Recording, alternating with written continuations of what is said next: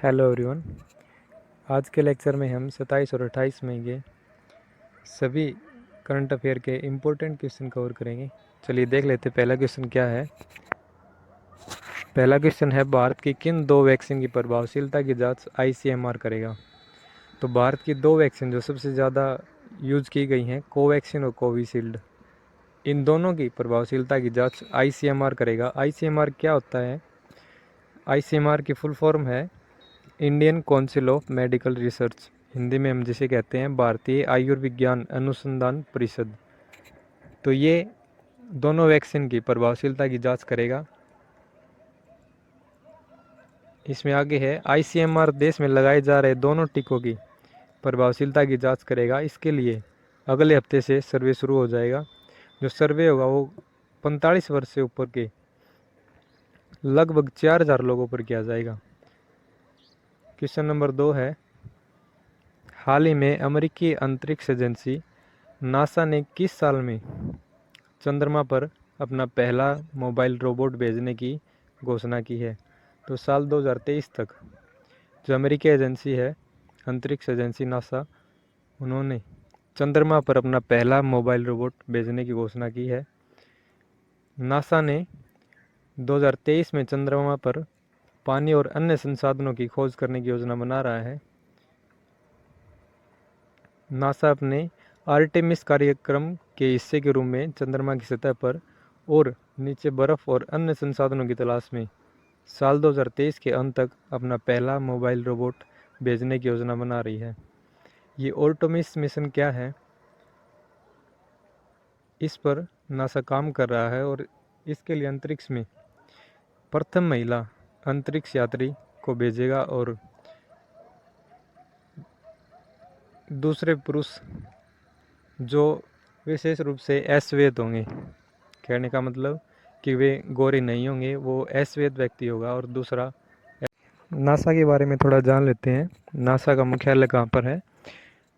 America की राजधानी Washington DC में। क्वेश्चन नंबर 3 है, हाल ही में भारत और किस देश ने कृषि में सहयोग के लिए 3 वर्ष के कार्यक्रम संबंधी समझौते पर हस्ताक्षर किए हैं? तो भारत ने इजराइल के साथ मिलकर कृषि क्षेत्र में सहयोग के लिए 3 वर्ष के कार्यक्रम संबंधी समझौते पर हस्ताक्षर किए हैं। दोनों देशों ने कृषि में सहयोग के लिए 3 वर्ष के कार्यक्रम संबंधी समझौते पर हस्ताक्षर किए हैं। दोनों देश कृषि परियोजना उत्कृष्टता केंद्र और भारत इजराइल उत्कृष्टता गांव संबंधी कार्यक्रम लागू कर रहे हैं। भारत और इजराइल के बीच हुए इस समझौते से भारत में और इजराइल में कृषि के क्षेत्र में एक नया कदम और कृषि को बढ़ावा देने के लिए ये समझौता हुआ है। क्वेश्चन नंबर 4 देख लेते हैं, भारतीय रिजर्व बैंक ने 21 मई 2021 को कितने करोड़ रुपए के अधिशेष को केंद्र सरकार को हस्तांतरित करने का निर्णय लिया है? अधिशेष क्या होता है?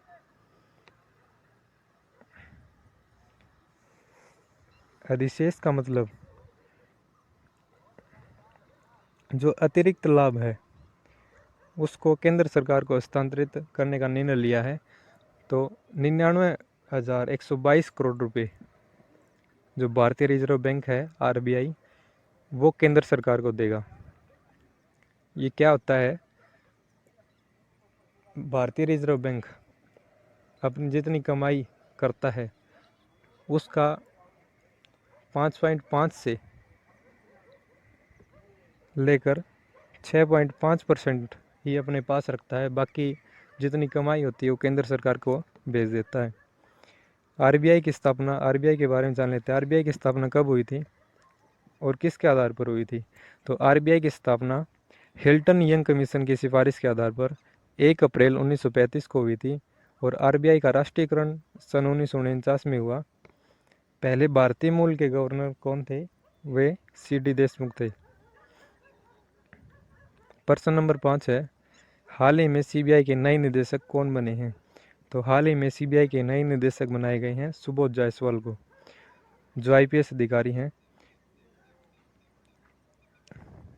इससे पहले वो CISF के प्रमुख है और इससे पहले वह मुंबई पुलिस कमिश्नर और महाराष्ट्र के डीजीपी पद पर भी रह चुके हैं। सीबीआई का मुख्यालय कहाँ है? नई दिल्ली में। स्थापना कब हुई थी इसकी? 1 अप्रैल 1963 को। क्वेश्चन नंबर 6 है, किस राज्य ने एक एसएमएस आधारित रेमडेसिविर आवंटन और सूचना प्रणाली स्थापित की है? तो कर्नाटक एक ऐसा राज्य है जिसने एक एसएमएस आधारित रेमडेसिविर आवंटन और सूचना प्रणाली स्थापित की है।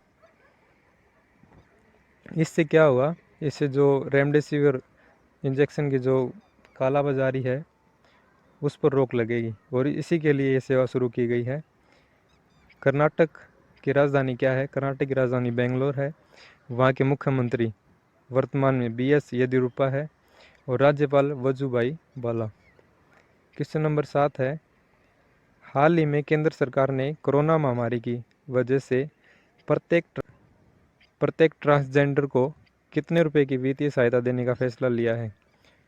तो 1500 रुपये देने का फैसला केंद्र सरकार ने लिया है।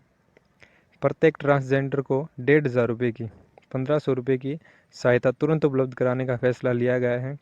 इस आर्थिक सहायता से ट्रांसजेंडर समुदाय है उसकी अपनी दैनिक ज़रूरत है उसको पूरा करने में उसे मदद मिलेगी। भारत की जो पहली ट्रांसजेंडर यूनिवर्सिटी कहाँ पर है? वो कुशीनगर में है। भारत का जो पहला ट्रांसजेंडर कम्युनिटी डेस्क तेलंगाना में खुला है। क्वेश्चन नंबर और देख लेते हैं इसमें, जो लोक सेवा आयोग की परीक्षा में ट्रांसजेंडर को शामिल कराने वाला पहला राज्य बना है वो असम है।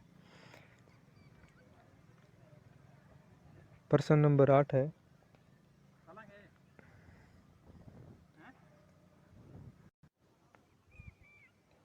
विश्व थायराइड दिवस कब मनाया जाता है? विश्व थायराइड दिवस 25 मई को मनाया जाता है। और ये क्या होता है? थायराइड एक प्रकार की एंडोक्राइन ग्रंथि है जो हार्मोन्स को बनाती है। थायराइड हार्मोन्स की कमी से क्या हो जाता है? हाइपोथायराइडिज्म। इसका मतलब क्या है कि अचानक वजन बढ़ जाता है। और हार्मोन जो थायराइड हार्मोन है अगर ये हमारे शरीर में बढ़ गया तो इससे क्या होगा? हाइपरथायराइडिज्म हो जाता है। ये रोग पुरुषों की तुलना में महिलाओं को ज़्यादा होता है। और ये कब मनाया जाता है? 25 मई को। विश्व थायराइड दिवस का थीम क्या था? थीम था मदर बेबी आयोडीन। आयोडीन क्या है? आयोडीन सबसे ज़्यादा, अगर आयोडीन की कमी हो जाए तो थायराइड रोग हो जाता है और इसीलिए थीम में आयोडीन को शामिल किया गया है। The importance of iodine on the women and her body, ये इसका थीम रहा है। क्वेश्चन नंबर 9 है, प्रधानमंत्री स्वास्थ्य सुरक्षा योजना किस दायरे में आती है?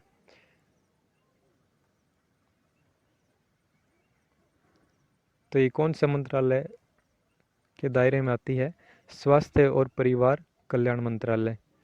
इस योजना को मार्च 2006 में मंजूरी दी गई थी। क्वेश्चन नंबर 10 है, A76 हिमखंड कहाँ स्थित है? तो ये अंटार्कटिका में है और इसके बारे में यूरोपियन स्पेस एजेंसी ने इस हिमखंड के टूटने की जानकारी दी है। अमेरिकी आइस सेंटर ने भी कंफर्म किया है इसको। इसका नाम दिया गया है A76। अभी तक प्राप्त जानकारी के आधार पर वैज्ञानिकों का मानना है कि मानवीय गतिविधियों की वजह से जलवायु में कई तरह के बदलाव हो रहे हैं। इस हिमखंड का टूटना इन्हीं बदलावों का नतीजा है। क्वेश्चन नंबर 11 है, अंतर्राष्ट्रीय संग्रहालय दिवस 2021 का थीम क्या है? जो अंतर्राष्ट्रीय संग्रहालय दिवस